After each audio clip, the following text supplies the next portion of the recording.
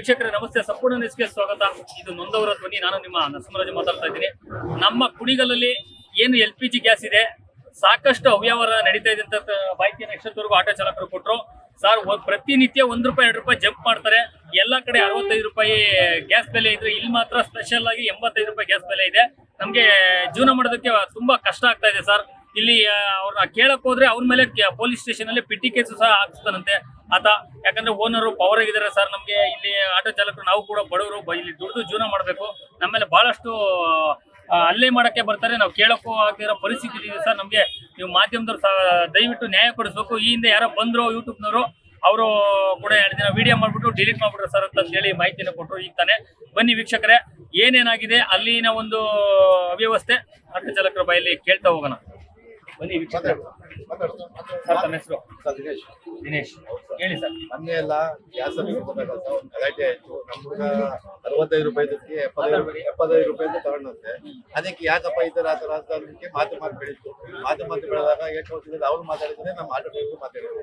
ಅದಕ್ಕೆ ನೋಡ್ಬೇಕು ಕೋರ್ಟಲ್ಲಿ ತುಂಬಬೇಕು ಅಂತ ಅವ್ರು ಒಂದು ಪಿಟಿ ಕೇಸ್ ಹಾಕ್ಸಿದ್ದಾರೆ. ಯಾರಿಗೆ ಪಿಟಿ ಕೇಸ್?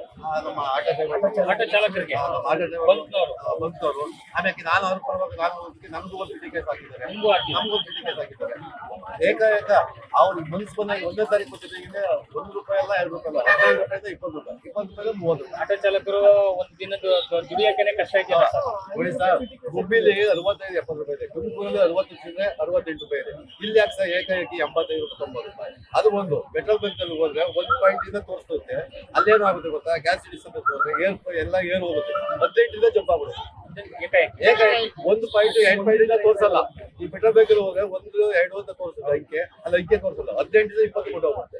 ಅದು ಒಂದು. ಮತ್ತೆ ನಾವು ನೋಡಪ್ಪ ₹85 ಆ ಕಡೆ ಗುಬ್ಬಿದ 65 ಲಕ್ಷ ಇಷ್ಟಿದೆ, ನೀವ್ಯಾಕಪ್ಪ ಇಷ್ಟು ಅಂತ ಅಲ್ಲಿ ಕೇಳಕ್ ಹೋದ್ರೆ ಬಿಲ್ ಕೇಳಕ್ ಹೋದ್ರೆ ಬಿಲ್ ಕೊಡಲ್ಲ.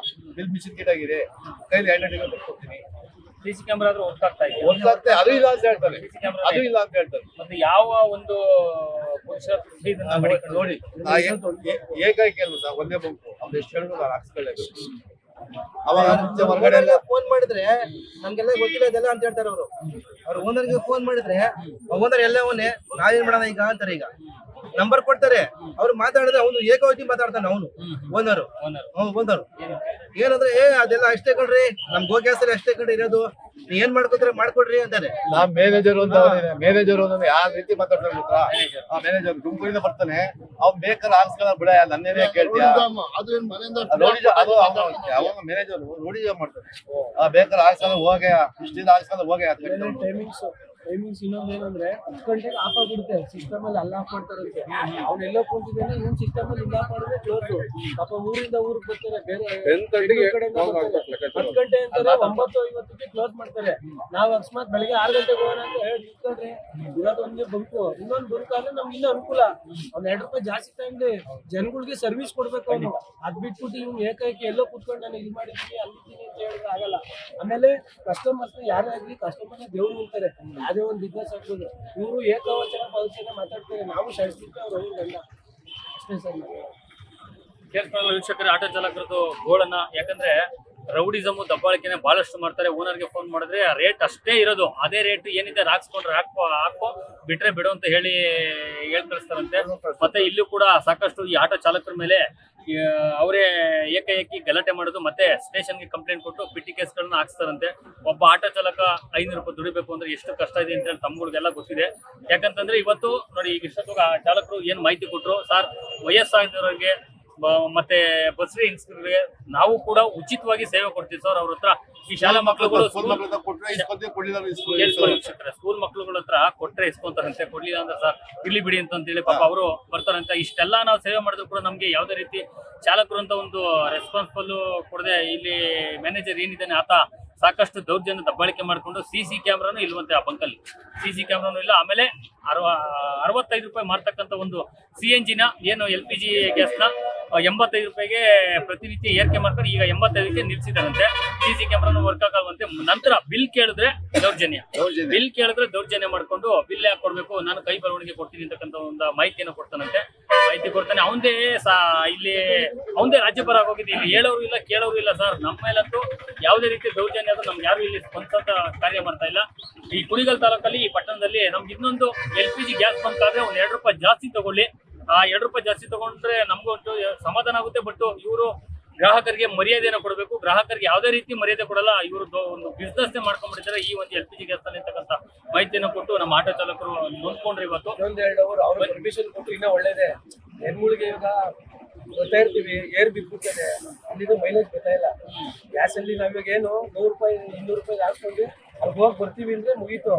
ತಡಿ ₹200 ಅಲ್ವಾ, ನನ್ನ ಪ್ರಕಾರ ನಾನು ಗಾಡಿ ಮೇಂಟೆನೆನ್ಸ್ ಕರೆಕ್ಟಾಗಿ ಮಾಡ್ತಾ ಇದ್ದೀನಿ. ನಾನು ಹೋಗ್ಬಿಟ್ಟು ಬರೋಷ್ಟೊಂದು ಸೆಂಟ್ರಲ್ ಕಸ್ಟಮರ್ ಇರ್ತಾರೆ, 10 ಗಂಟೆ ಆಗೋಯ್ತು, ಗ್ಯಾಸ್ ಇಲ್ಲ, ಏನ್ ಮಾಡೋದು ನಾನು ಅವಾಗ? ಯಾರು ಬರಲ್ಲ ಕಾಡುಗಳು ಪ್ರದೇಶಕ್ಕೆ ಹೋದಾಗ. ಅವಾಗ ನಾವೇನ್ ಮಾಡೋದು, ಅದಕ್ಕೆ ಒಂದು 2 ಅವರ್ ಜಾಸ್ತಿ ತೆಗೀಲಿ ಬಿಡಿ, ಇನ್ನೂ 2 ಅವರ್ ಕೊಡ್ಲಿ. ಎಷ್ಟು ಗಂಟೆಗೆ ತೆಗಿತಾರೆ? ಎಷ್ಟು ಗಂಟೆಗೆ? ಅವ್ರು ಬೆಳಗ್ಗೆ 6 ಗಂಟೆ ಅಂತಾರೆ, 6:30ಗೆ ನಿಂತ್ಕೊಂಡ್ರಿ ಅಂತಾರೆ. 6:30ಗೆ ನಿಲ್ಸಿದ್ವಿ ಓಪನ್ ಮಾಡಿದ್ರೆ. ಒಬ್ಬ ಅಲ್ಲೆಲ್ಲೋ ಟಿವಿ ನೋಡ್ಕೊಂಡು ಮೊಬೈಲ್ ನೋಡ್ಕೊಂಡು ಕೂತಿರ್ತಾನೆ, ಕಸ್ಟಮರ್ ಇರ್ತಾರೆ, ಜಲ್ದಿ ನಡೆಯಪ್ಪ ಅಂತಾರೆ. ಈಗ ರೂಲ್ ಕೊಟ್ಬಿಟ್ಟು LPG ಗ್ಯಾಸ್ ಹಾಕಿ CNG ಹಾಕಿಸ್ತೀವಿ, ಕಸ್ಟಮರ್ ನಾಚೆ ಇಟ್ಬಿಟ್ಟು ಹಾಕ್ಬೇಕು. ಅವ್ನು ಇದ್ ಮಾಡ್ತಾ ಇಲ್ಲ. ಗ್ಯಾಸ್ ಬಂಕ್ ಪ್ರಾಬ್ಲಮ್ ಆಯ್ತದೋ, ಗಾಡಿ ಪ್ರಾಬ್ಲಮ್ ಆಯ್ತದೋ, ನೆಕ್ಸ್ಟ್ ಅನಾಹುತ ಆಗೋದನ್ನ ತಡಿಬೋದಲ್ಲ ಅವನು. ಒಂದ್ 5 ಇಯರ್ ಕರೆಕ್ಟ್ ಆಗಿಲ್ಲ ಅವನ ಹತ್ರ. ಒಂದ್ ಗ್ಯಾಸ್ ಲೀಕ್ ಆದ್ರೆ ಓಡಾಯ್ತಂಗ್ ಗನ್ಬಿಟ್ಟು ಎದ್ಕೊಂಡು ಮತ್ತೆ ಇನ್ನೇನ್ ಟ್ರೈನಿಂಗ್ ಕೊಟ್ಟಿದ್ದಾರೆ ಅವ್ರಿಗೆ. ಆಪರೇಟರ್ಗಳು ನೇರವಾಗಿರ್ಬೇಕು, ಡ್ಯೂಟಿ ಡ್ರೆಸ್ ಹಾಕಲ್ಲ, ದಿಮಾಕ ಕೂತಿರ್ತಾರೆ. ಮುನ್ಸ್ರಿ ಆ ಕಡೆ ಬರ್ರಿ, ಅಲ್ಲೋದ್ರೆ ಈ ಕಡೆ ಬರ್ರಿ, ಯಾಕಪ್ಪ ಹಿಂಗಾಟ ಆಡ್ಸಿದ್ರೆ ಟೈಮ್ ಆಯ್ತು, ಬರ್ರಿ ರೀ. ಅವೆಲ್ಲ ದೌರ್ಜನ್ಯ ಮಾಡ್ತಾರೆ. ಅವ್ನು ಓನರ್ ಅವ್ನಿಗೆ ಇರ್ಬೇಕು, ನಮ್ಗೆಲ್ಲ ಓನರು, ನಾವು ನಮ್ ಗಾಡಿ ಓನರು, ನಾವು ಪ್ಯಾಸೆಂಜರ್ಗೆ ನಾವು ಒಂದು ಸೇವೆ ಮಾಡಕ್ ಬಂದಿರೋದು. ನಮ್ಗಳು ಹೋದ್ರೇನೆ ಅವ್ನ್ ದುಡ್ಡು. ಕೇಳಿಸ್ಕೊಂಡಲ್ಲ ವೀಕ್ಷಕರೇ ಆಟೋ ಚಾಲಕರ ಗೋಳನ್ನ. ಯಾಕಂದ್ರೆ ಯಾರೇ ಆಗಲಿ ಒಬ್ಬ ಏನು ಮ್ಯಾನೇಜರ್ ಇರ್ಬೋದು, ಮ್ಯಾನೇಜರ್ ಆಗಿರೋ ಅವ್ರ ಮನೇಲಿ ಇರ್ತಿಲ್ಲ ಸರ್, ನಾನು ಕೂಡ ಅವಾಗ ನನ್ನ ಗಾಡಿ ಬಂಡವಾಳ ಹಾಕಿದ್ದೀನಿ, ನಾನು ಕೂಡ ಒಬ್ಬ ಓನರ್ ಇದ್ದೀನಿ ಅಂತಕ್ಕಂಥ ಒಂದು ಮಾಹಿತಿಯನ್ನು ಕೊಟ್ಟಿದ್ದಾರೆ ಆಟೋ ಚಾಲಕರು. ಮುಂದಿನ ದಿನಗಳಲ್ಲಿ ಈ ಅವ್ಯವಸ್ಥೆ ಬದಲಾಗುತ್ತಾ ಕಾದು ನೋಡಬೇಕಾಗಿದೆ. ನಿರಂತರ ಸುದ್ದಿಗಾಗಿ ನೋಡ್ತಾರೆ ಸಂಪೂರ್ಣ ನರಸಿಂಹರಾಜ.